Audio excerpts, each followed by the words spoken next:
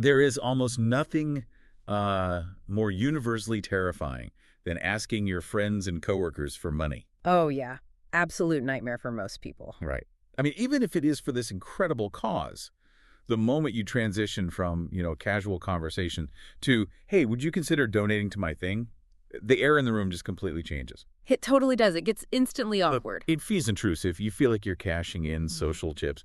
But what if you could raise funds for massive global initiatives without ever actually really asking for a single dime in that traditional uncomfortable way? See, that completely flips the script on how most people view philanthropy. And it's entirely possible if you just stop looking at fundraising as a series of isolated favors, right? Yeah. And you start looking at it as behavioral design. Which is exactly the mission of this deep dive. Today, we are unpacking, honestly, a masterclass on how to raise money effectively. And this is specifically tailored for total beginners who just hate the friction of asking for cash. Yeah, the people who would rather do literally anything else. Exactly. So our source material today is a really highly detailed presentation delivered by Rotarian Samuel Kolawole. This was on July 26th, 2026 at the E-Club Leadership Learning Seminar for District 9126. It's a great session. Very practical. Super practical. Yeah. We are looking at his specific, actionable strategies for funding the Rotary Foundation. But, and this is key before we get into the tactical stuff, the digital tools and the collection boxes, we really need to establish the foundation of his argument. Right, because Kolawole argues that to raise money, you first have to actually understand the machinery of where that money is going. Yes. He draws a very deliberate structural distinction between Rotary as an organization and the Rotary Foundation, which is often abbreviated as TRF. Right. And for a beginner, confusing the two is usually the very first stumbling block. Rotary is the network of people. It's the vision. I actually like to think of Rotary as like the chassis and the steering wheel of a really high-end vehicle. It has a destination, it has the map, but you pop the hood and there's no engine. No power source. Exactly. Without the Rotary Foundation, that gorgeous vehicle isn't going anywhere. TRF is the engine. And the funds we are talking about raising today, that's the fuel. I love that analogy. It's a vital separation, right? Vision from execution. Yeah. Kolawole explicitly points out that Rotary requires a dedicated funding arm to actually intervene in communities. That is TRF's sole purpose. Right. And when a beginner finally understands this, they stop feeling like they are asking for money to support a social club. They realize they are soliciting fuel for an active global development engine. But let's pause on that for a second. Let me play the role of a highly skeptical potential donor here. Okay, lay it on me.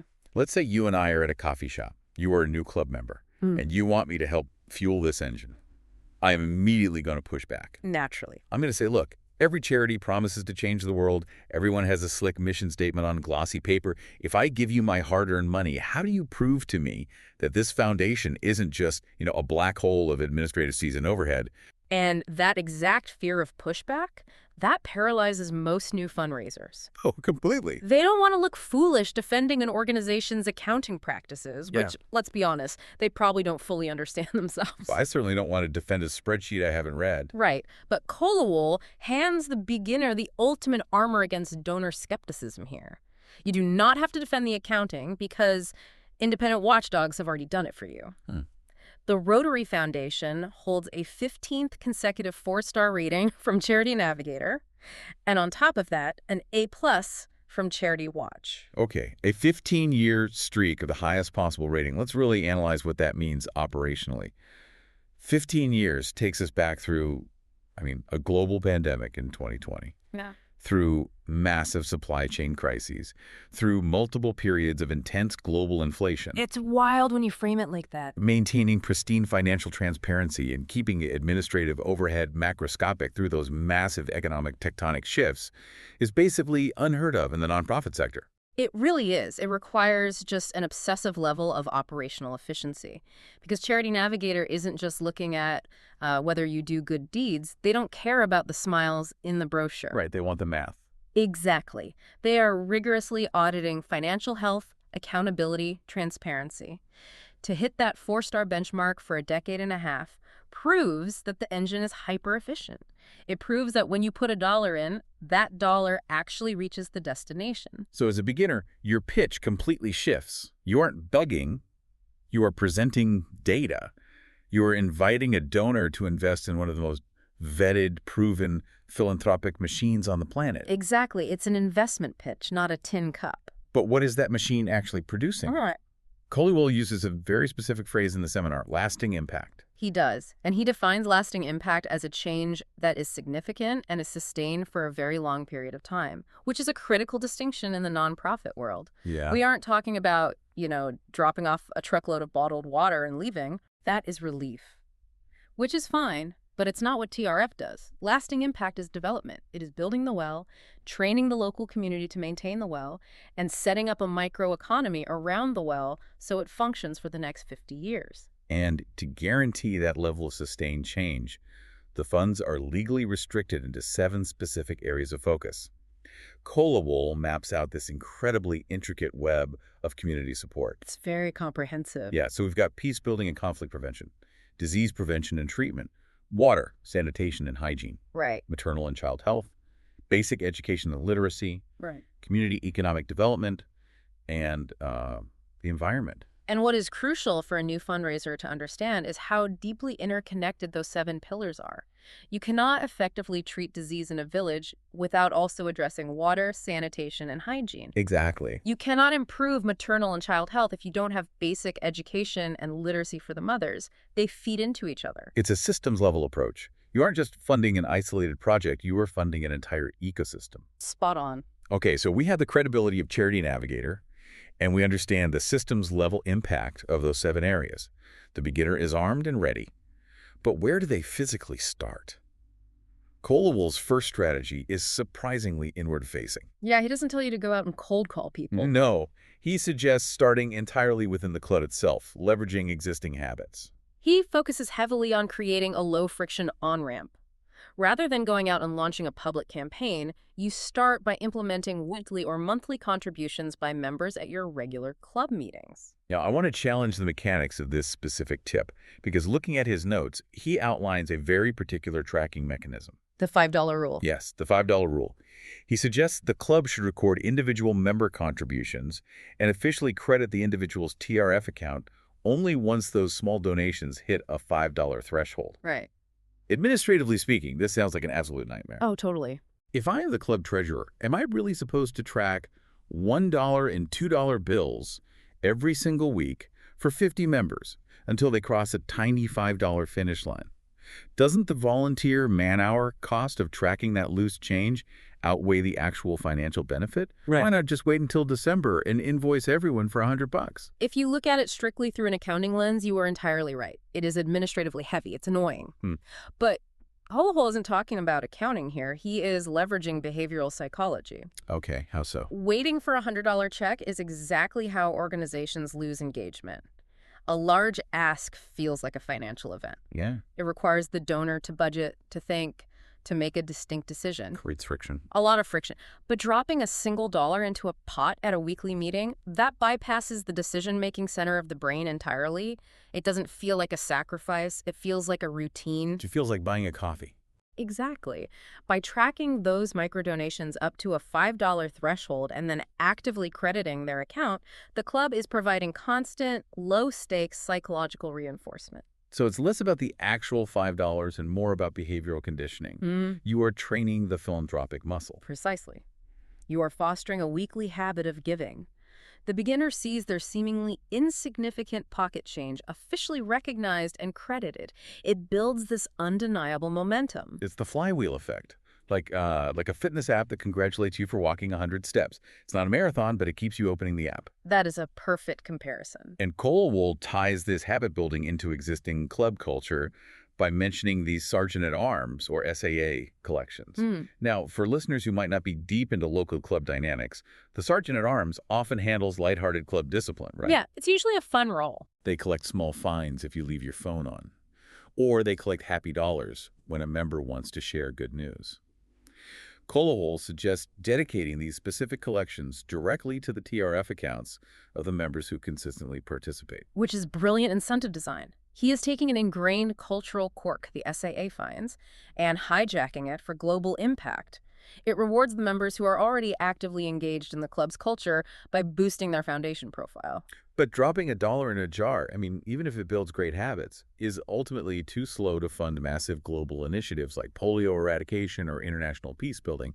The math just doesn't scale. No, it doesn't. So how does a beginner take this behavioral conditioning and scale it up without losing that localized, low-friction feel? That necessitates Kolawole's second strategy, which is event-based gamification. Gimmick. Right. Once the internal micro-donations are flowing naturally, you move the fundraising into larger social gatherings. You transform the passive ask into a dynamic, engaging activity. He points to collecting from guests at investitures, and more importantly, hosting auctions and lucky dips at special club fellowships. This is where we need to unpack the concept of social currency, because Kolawole outlines a very specific reward structure for these auctions. He notes that the proceeds from these lucky dips are actively shared and credited into the foundation accounts of the participants. Yes. Now, earlier we talked about crediting accounts at the $5 mark, and now we're talking about auction proceeds going into the member's account. Why does a member actually care about this credit?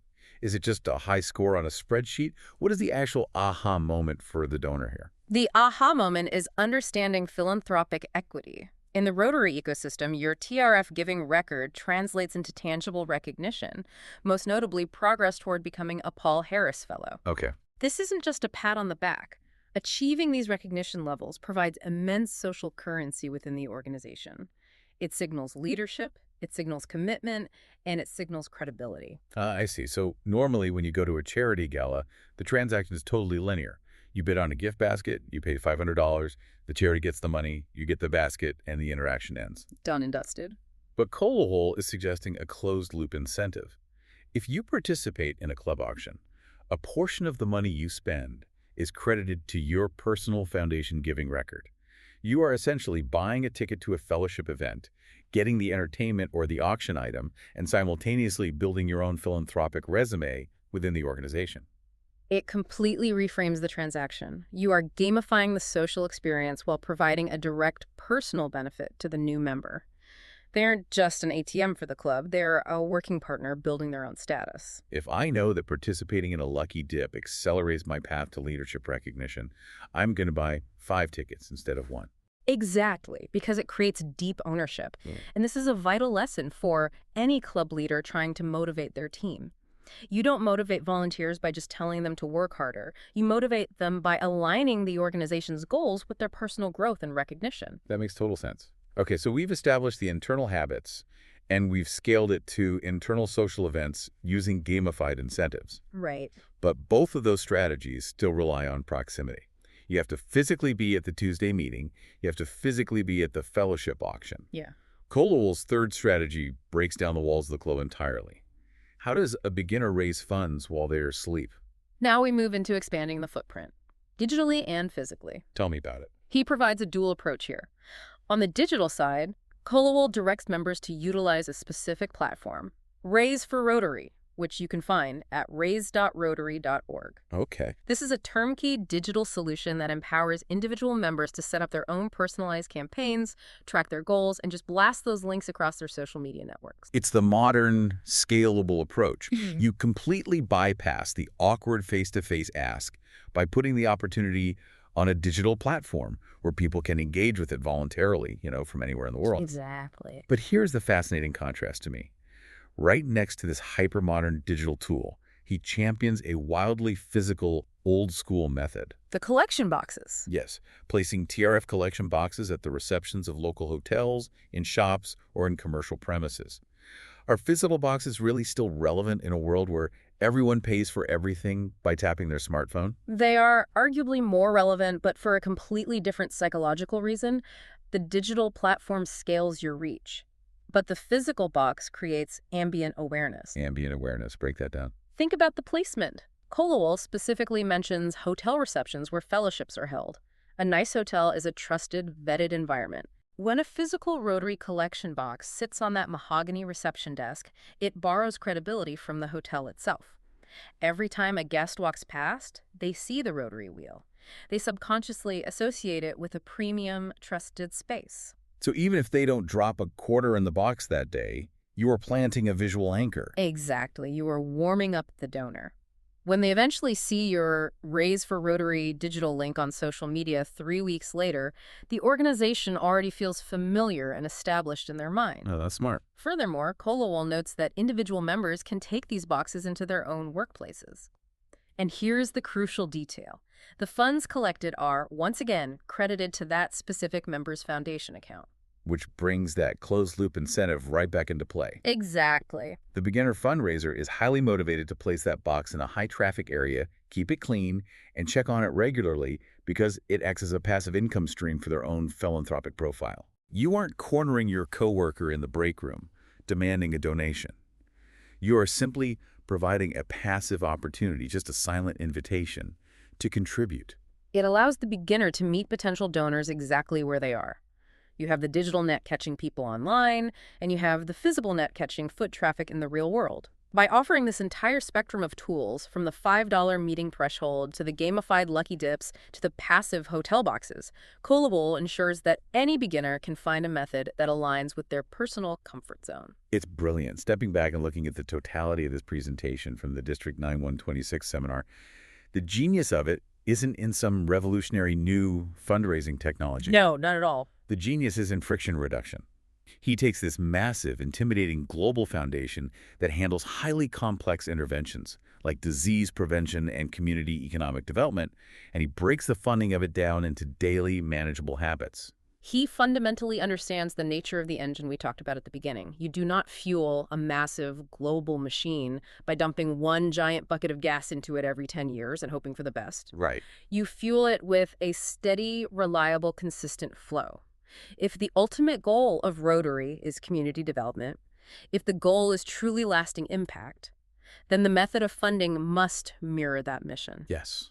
You cannot fund a sustained, multi-decade clean water project with a sudden, exhausting burst of panicked fundraising. It never works. That approach just leads to immediate burnout for the beginner and inconsistent funding for the project. If the definition of lasting impact is something sustained for a very long period of time, our habits must also be sustainable. Exactly. The $5 threshold is sustainable. Placing a box at a hotel reception is sustainable. Gamifying a monthly auction is sustainable. It is about designing a system that works with human nature rather than fighting against it. You give the beginner the 15-year Charity Navigator ratings to build absolute trust. You provide the internal gamification to make it socially rewarding and fun. Yeah. You provide the digital tools for massive reach and the physical boxes for localized passive presence.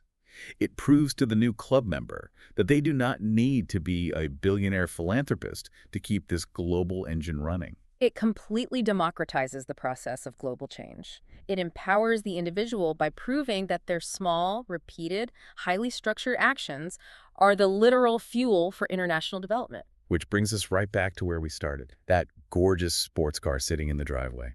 The vision of Rotary is clear. The 7 areas of focus provide the map. The chassis is perfect. No. But it desperately needs the fuel to move. It really does. And what Rotarian Samuel Kolawole proved to District 9126 is that anyone, regardless of their experience level, can provide that fuel as long as they are willing to build the right system. Build the systems, trust the process. Exactly. As we wrap up this deep dive, we want to leave you with a thought to mull over. We've explored the behavioral conditioning of microdonations. We've unpacked the social currency of closed-loop auction incentives. And we've analyzed the ambient awareness generated by passive collection boxes. We've covered a lot of ground. We really have. We've seen how removing the friction of the ask can completely transform a beginner into a highly effective fundraiser. So look closely at your own daily routines. Think about the spaces you move through automatically, your office break room, your local coffee shop, the digital networks you scroll through every evening. What is one small passive mechanism you could implement in those spaces today that would silently generate the fuel for a lasting impact tomorrow? Because the engine is fully built, the watchdogs have verified it, and is ready to drive.